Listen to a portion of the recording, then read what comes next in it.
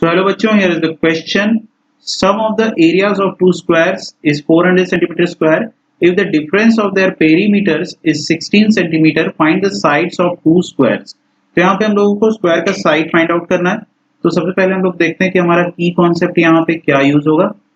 तो यहाँ पे की कॉन्सेप्ट है हमारा adding areas and perimeter, adding areas and perimeters of square to find out the equations. Okay यहाँ पे हम लोग दोनों के एरिया को और दोनों के पेरीमीटर को ऐड करेंगे तो हमको इक्वेशन मिलेगा और उस इक्वेशन को जब हम सॉल्व करेंगे तो हमारा आंसर आ जाएगा. So let's proceed. तो मान लेते हैं स्क्वायर वन जो है उसका साइड को एस ले लेते हैं. let the side of square 1 is equal to s and let the side of square 2 इसको हम लोग s1 से डिनोट करते हैं और इसको हम लोग s2 से डिनोट करते हैं. ठीक है, तो ये कितना हो जाएगा a. इसको हम लोग a कंसीडर करते हैं. So what will be the area of s1? area of S1 will be S square and area of S2 will be A square. Okay, now perimeter of what will be the perimeter of S1? Perimeter of S1 will be 4S. side 4 into side होता है तो 4 into S. now perimeter of S2 is equal to A square. Sorry A है एक side तो 4 into A हो जाएगा 4A. Now will proceed according to question. दोनों squares का एरिया का सम दिया हुआ है और पेरीमीटर का सम दिया हुआ है. तो will proceed in the next slide. According to question, sum of areas of square, sum of areas of squares, ये कितना है 400. तो सम ऑफ एरिया क्या हो जाएगा a square plus s square is equal to what 400.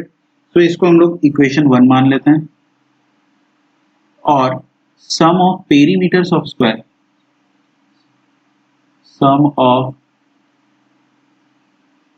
Perimeter of square, ये कितना दिया हुआ है पेरीमीटर ऑफ स्क्वायर 16. ओके, तो ये कितना हो जाएगा, सॉरी सम नहीं डिफरेंस दिया हुआ है एंड डिफरेंस. ओके, डिफरेंस दिया हुआ है. सो यहाँ पे हो जाएगा difference of perimeter of square is 16. सो क्या हो जाएगा 4s minus 4a is equal to 16.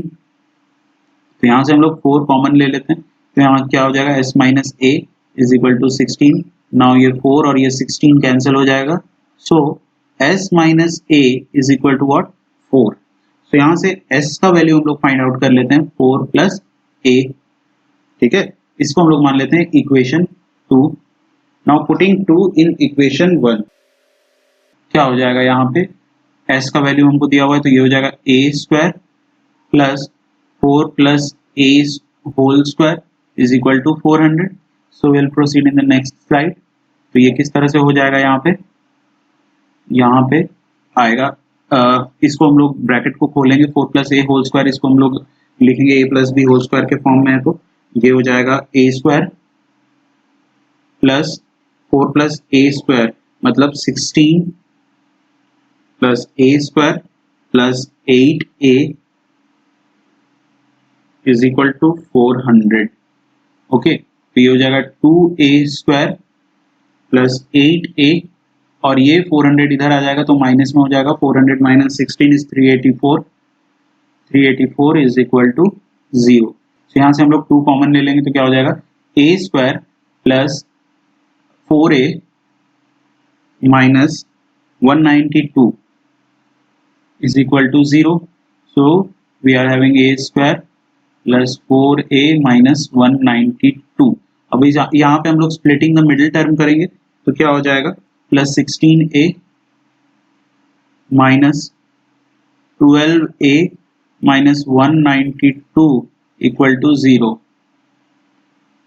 तो a को यहाँ से कॉमन लेंगे तो ये हो जाएगा a plus 16 और यहाँ से 12 कॉमन ले लेंगे तो हो जाएगा माइनस माइनस प्लस और यहाँ पे हो जाएगा 16.